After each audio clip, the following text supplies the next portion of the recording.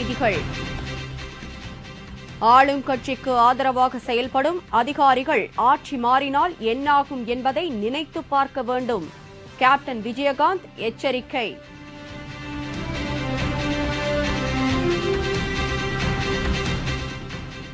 சொத்து குவிப்பு வழக்கில் நாளை பெங்களூரு நீதிமன்றத்தில் ஜெயலலிதா ஆஜராவாரா? 500க்கும் மேற்பட்ட கேள்விகள் கேட்க தயார் நிலை.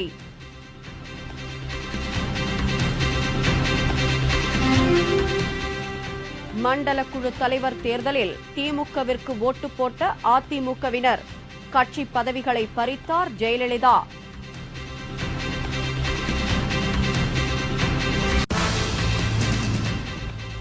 நாடாளுமன்ற குளிர்கால கூட்டத்தொடர் நாளை தொடங்குகிறது. விலைவாசி பிரச்சினை குறித்து ஒத்திவைப்பு தீர்மானம் கொண்டுவர எதிர்க்கட்சிகள் தீவிரம்.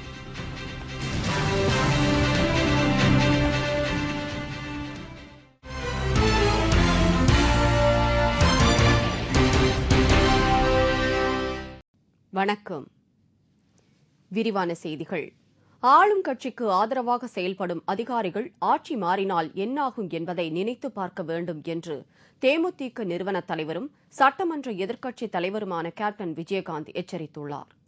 தேமுதிக தொழிலாளர் பேரவையின் பொருளாளர் முஜிபுர் ரஹ்மான் இல்ல திருமண விழா தேமுதிக நிறுவன தலைவர் கேப்டன் விஜயகாந்த் தலைமையில் மதுரை ராஜா முத்தையா மன்றத்தில் நேற்று நடைபெற்றது. மணமக்களை வாழ்த்திய பின் கேப்டன் விஜயகாந்த் பேசினார். அப்போது பால் விலை, பேருந்து கட்டணம் ஆகியவற்றின் உயர்வால் மக்கள் பெரும் துன்பத்தை அனுபவித்துக் கொண்டிருக்கிறார்கள் என்று கூறினார். மத்திய அரசு நிதி கொடுக்கவில்லை என்று காரணம் கூறும் அதிமுக தேர்தல் நேரத்தில் இதை சொல்லியா ஓட்டு கேட்டார்கள் என்றும் கேள்வி எழுப்பினார். விலை உயர்வை உள்ளாட்சித் தேர்தலுக்கு முன்னரே அறிவிக்காமல் இப்போது அறிவித்திருப்பது ஏன் என்று கேள்வி எழுப்பிய கேப்டன் விஜயகாந்த் பால் விலை, பேருந்து கட்டண உயர்வை கண்டித்து உண்ணாவிரத போராட்டம் நடத்தப் போவதாகவும் அறிவித்தார். மேலும் குடும்ப ஆட்சியை பிடுங்கி கும்பல் ஆட்சியிடம் கொடுத்து விட்டதாகவும் கேப்டன் விஜயகாந்த் கவலை தெரிவித்தார். மதுரையை பொறுத்தவரை மாவட்ட ஆட்சித்தலைவர் சகாயம் குட்டி முதலமைச்சரை போல் அதிமுகவிற்கு சகாயமாக செயல்படுகிறார் என்றும் கேப்டன் விஜயகாந்த் குற்றம் சாட்டினார். எல்லா கட்சிகளின் நிகழ்ச்சிக்கும் பேனர் வைக்க அனுமதி தந்த காவல்துறை இந்த நிகழ்ச்சிக்கு அனுமதி மறுத்தது ஏன் என்று கேள்வி எழுப்பிய அவர், ஆளும் கட்சிக்கு ஆதரவாக செயல்படும் அதிகாரிகள் ஆட்சி மாறினால் நிலைமை என்னாகும் என்பதை நினைத்து பார்க்க வேண்டும் என்று எச்சரித்தார். பாதி ஆட்சியாளர்களுக்கு பலத்தை குறைக்க, அதாவது நீங்க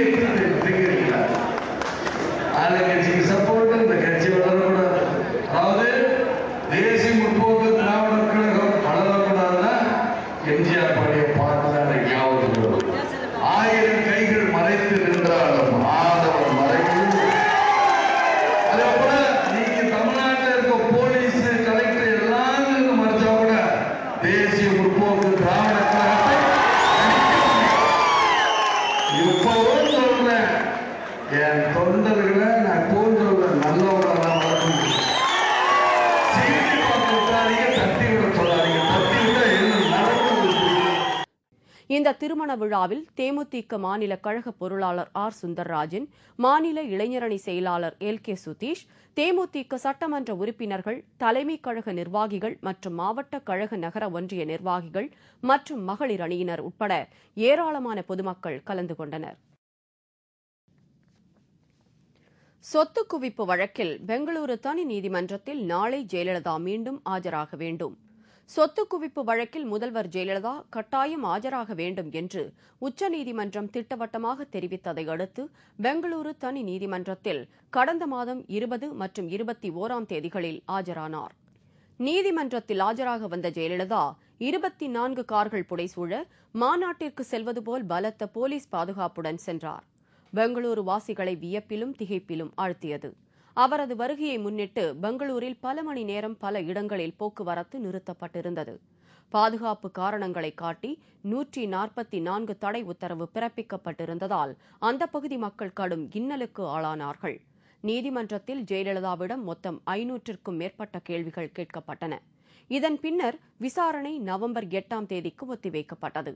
ஆனால் மீண்டும் நீதிமன்றத்தில் ஆஜராகாமல் இருக்க அனுமதிக்குமாறு ஜெயலலிதா உச்சநீதிமன்றத்தில் மனு தாக்கல் செய்தார். ஆனால் இந்த மனுவை உச்சநீதிமன்றம் தள்ளுபடி செய்தது. இதனைத் தொடர்ந்து நீதிமன்றத்தின் உத்தரவுப்படி நாளை ஜெயலலிதா மீண்டும் பெங்களூரு தனி நீதிமன்றத்தில் ஆஜராக வேண்டும்.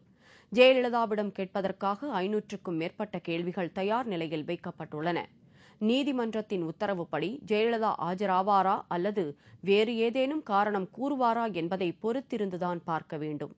சுமார் 14 ஆண்டுகளாக நடந்து வரும் இந்த சொத்து குவிப்பு வழக்கு தொடர்பாக பலமுறை சம்மன் அனுப்பியும் வாய்தா மேல் வாய்தா வாங்கி நீதிமன்றத்தில் ஆஜராவதை தவிர்த்து வந்த ஜெயலலிதா தனி நீதிமன்றத்தில் ஆஜராகியே தீர வேண்டும் என்று உச்சநீதிமன்றம் அதிரடியாக உத்தரவிட்டதை தொடர்ந்து தற்போது நேரில் விசாரணைக்கு ஆஜராகி வருவது குறிப்பிடத்தக்கது. சென்னை மாநகராட்சியின் மண்டல குழு தலைவர் தேர்தலில் அதிமுகவினர் மாற்றி வாக்களித்து திமுகவை வெற்றி பெற வைத்திருப்பது தற்போது தெரியவந்துள்ளது. உள்ளாட்சித் தேர்தலைத் தொடர்ந்து தற்போது தமிழகத்தின் 10 மாநகராட்சிகளுக்கும் மண்டல குழு தலைவர்கள் மற்றும் நிலைக்குழு உறுப்பினர்கள் தேர்தல் நேற்று நடைபெற்றது. இதில் சென்னையைச் சேர்ந்த 15 மண்டலங்களில் 14இல் அதிமுகவும், அம்பத்தூர் மண்டலமான 7வது மண்டலத்தில் திமுகவும் வெற்றி பெற்றது. இதனால் அதிமுக அதிர்ச்சியடைந்துள்ளது. இதற்கு காரணம் அம்பத்தூர் மண்டல குழு தலைவர் தேர்தலில் 3 அதிமுக கவுன்சிலர்கள் கட்சி மாறி வாக்களித்ததால் திமுகவை சேர்ந்த ஜோசப் சாமுவேல் வெற்றி பெற்றிருப்பது தெரியவந்துள்ளது. இதனால் திமுக அதிமுகவினரிடையே அடிதடி சம்பவங்கள் நடைபெற்றன. இதனால் அங்கு பெரும் பரபரப்பும் ஏற்பட்டது.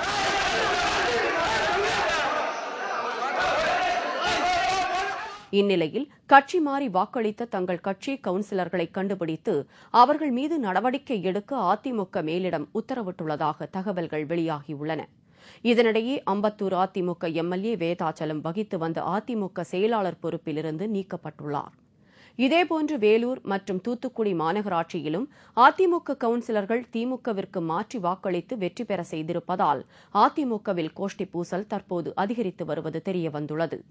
வேலூர் மாநகராட்சி மண்டல குழு தலைவருக்கான வேட்பாளர் தேர்வில் அதிமுக அமைச்சர் விஜய் தன்னிச்சையாக நடந்து கொண்டதால்தான் 2 மண்டலங்களில் தோல்வி ஏற்பட்டதாக அந்த கட்சியினர் அதிருப்தி தெரிவித்துள்ளனர்.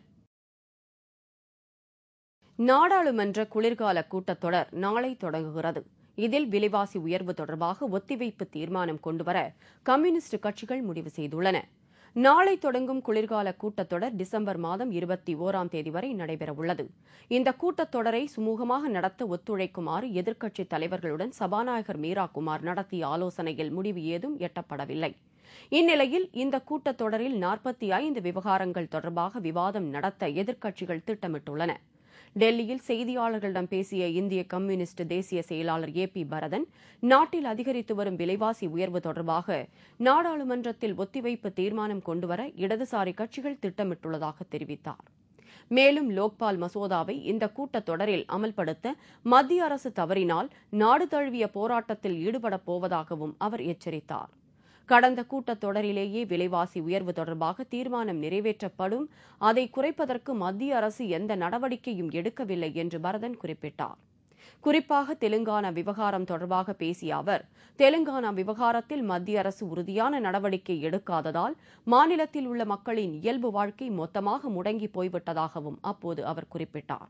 We in this meeting have taken one important decision to which I am drawing your attention.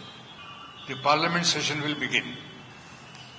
The whole movement led by Anna Hazare has insisted that an effective Jana Lokpal bill should be passed in the winter session of parliament. We on behalf of the CPI had also organized on October 21st 24-hour hunger strike all over the country demanding that this bill should be passed in the winter session. In this meeting, we reiterated this demand. கம்யூனிஸ்டுகள் கொண்டுவரும் இந்த ஒத்திவைப்பு தீர்மானத்திற்கு ஆதரவு அளிப்பது குறித்து பாஜக தீவிரமாக ஆலோசனை நடத்தி வருகிறது. பல்வேறு பிரச்சினைகள் குறித்து நாடாளுமன்றத்தில் எதிர்க்கட்சிகள் பிரச்சினை எழுப்ப தயாராக உள்ளதால் நாடாளுமன்ற குளிர்கால கூட்டத்தொடர் மிகவும் பரபரப்பாக அமையும் என்று எதிர்பார்க்கப்படுகிறது. பாரதிய ஜனதா தலைமையிலான தேசிய ஜனநாயக கூட்டணியில் அதிமுகவும் இடம்பெறும் என்று தெரிகிறது. குஜராத் முதல்வர் நரேந்திர மோடி அகமதாபாத்தில் சத்பாவனா உண்ணாவிரதம் இருந்தபோது தங்கள் பிரதிநிதியாக நாடாளுமன்ற உறுப்பினர் தம்பிதுரையை ஜெயலலிதா அனுப்பியிருந்தார். பாஜக கூட்டணியில் இடம்பெறுவதற்கு அவர் முயற்சி மேற்கொண்டு வந்தார். லஞ்ச ஊழல் மற்றும் கருப்பு பணத்திற்கு எதிரான அத்வானியின் ரத யாத்திரை நிறைவு விழா புதுடெல்லியில் நேற்று நடந்தது. அதிலும் ஜெயலலிதா சார்பில் தம்பிதுரை கலந்து கொண்டார். லஞ்ச ஊழலுக்கு எதிரான போராட்டத்தை ஜெயலலிதா நிச்சயமாக ஆதரிக்க மாட்டார். ஏனென்றால் அவர் மீதே லஞ்ச ஊழல் மூலம் சொத்து குவித்ததாக வழக்கு உள்ளது. இந்த நிலையில் அத்வானி ரத யாத்திரை நிறைவு விழாவிற்கு ஜெயலலிதா தனது பிரதிநிதியாக தம்பிதுரையை அனுப்பி வைத்திருப்பது பாஜகவுடன் கூட்டணி பேரம் நடத்தும் முயற்சியாகும். இந்தியாவிடம் உள்ள தங்கத்தின் மதிப்பு 1,00,000 கோடி ரூபாய்க்கும் மேல் அதிகரித்துள்ளது தெரியவந்துள்ளது. 2 ஆண்டுகளுக்கு முன் இந்தியா சர்வதேச மார்க்கெட்டில் 200 டன் தங்கம் வாங்கியது. இதையும் சேர்த்து இந்தியாவிடம் 557.7 டன் தங்கம் கையிருப்பில் இருக்கிறது. சர்வதேச மார்க்கெட்டில் தங்கம் விலை உயர்ந்ததைத் தொடர்ந்து இந்தியாவிடம் இருக்கும் தங்கத்தின் மதிப்பு 1,00,000 கோடி ரூபாய் அளவிற்கு அதிகரித்திருக்கிறது. உலக அளவில் தங்கம் அதிகம் இருப்பு வைத்திருக்கும் நாடுகளில் இந்தியா 10வது இடத்தில் இருக்கிறது. அமெரிக்கா முதல் இடத்தை பிடித்திருக்கிறது. அந்த நாடு 8133.5 டன் தங்கத்தை கையிருப்பில் வைத்திருப்பது குறிப்பிடத்தக்கது. வடகிழக்கு மாநிலங்களான அசாம், மணிப்பூர், நாகாலாந்து மற்றும் மேற்கு வங்கத்தின் வடக்கு பகுதியில் இன்று லேசான நில அதிர்வு உணரப்பட்டது. ரிக்டர் அளவில் 5.6 பதிவாகி இருந்த இந்த நிலநடுக்கம் இம்பாலிலிருந்து 133 கிலோமீட்டர் தொலைவில் இருக்கும் மியான்மரில் மையம் கொண்டிருந்ததாக புவியியல் ஆய்வு மையம் தெரிவிக்கிறது. இந்தியா மியான்மர் எல்லைப் பகுதியில் உயிர் சேதம் இருக்கும் என அஞ்சப்படுகிறது. நிலநடுக்கம் ஏற்பட்டபோது வீடுகளில் இருந்தவர்கள் பலரும் வீதிக்கு வந்தனர். ஆங்காங்கே மக்கள் கூட்டமாக குவிந்த நிலையில் பதட்டத்துடன் காணப்பட்டனர். உலகில் மோசமான நிலநடுக்கம் ஏற்படும் பகுதிகளில் அசாம், மேகாலயா, திரிபுரா, நாகாலாந்து, அருணாச்சல பிரதேசம் ஆய்வு மையத்தினால் அறிவிக்கப்பட்டிருக்கிறது. இங்கு கடந்த செப்டம்பர் மாதத்தில் ஏற்பட்ட நிலநடுக்கத்தில் 50க்கும் மேற்பட்டோர் பலியாயினர். பல ஆண்டுகளுக்கு முன்பு 1000க்கும் மேற்பட்டோர் பலியானது குறிப்பிடத்தக்கது. இலங்கை உள்நாட்டுப் போரில் நடைபெற்ற அத்துமீறல்கள் குறித்த விசாரணை கமிஷன் அறிக்கை அதிபர் ராஜபக்சேயிடம் தாக்கல் செய்யப்பட்டுள்ளது. இலங்கையில் இறுதிக்கட்ட இந்த போரில் நடந்த ராணுவத்தின் அத்துமீறல்கள் பற்றி விசாரணை நடத்த வேண்டும் என்று தமிழ் அமைப்புகளும் சர்வதேச மனித உரிமை ஆணையங்களும் வற்புறுத்தி வந்தன. ஐக்கிய நாட்டு சபையின் பொதுச் செயலாளர் பான் கி மூனின் இந்த கருத்தை வலியுறுத்தினார். இதனைத் தொடர்ந்து CRT சில்வா தலைமையிலான குழு ஒன்று இலங்கை அதிபர் ராஜபக்சே அமைத்தார். இந்த குழுவினர் கடந்த 2002ஆம் ஆண்டு முதல் 2009ஆம் ஆண்டு வரை நடந்த சம்பவங்கள் பற்றி விசாரணை மேற்கொண்டது. அதன் அறிக்கை அதிபர் ராஜபக்சேயிடம் நேற்று ஒப்படைக்கப்பட்டது. ஆனாலும் இந்த அறிக்கையில் இடம்பெற்றுள்ள விவகாரத்திற்கு அந்த நாட்டு அரசு நடவடிக்கை எடுக்குமா என்பதை பொறுத்திருந்துதான் பார்க்க வேண்டும்.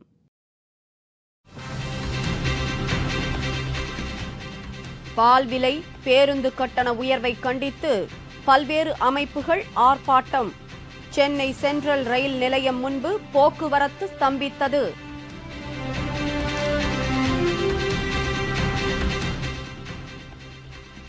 ராமேஸ்வரம் மீனவர்கள் கடலில் மீன்பிடிக்க தடை. பலத்த சூறை காற்று வீசுவதால் நடவடிக்கை. மற்றும் பல செய்திகள் விளம்பர இடைவேளைக்கு பிறகு.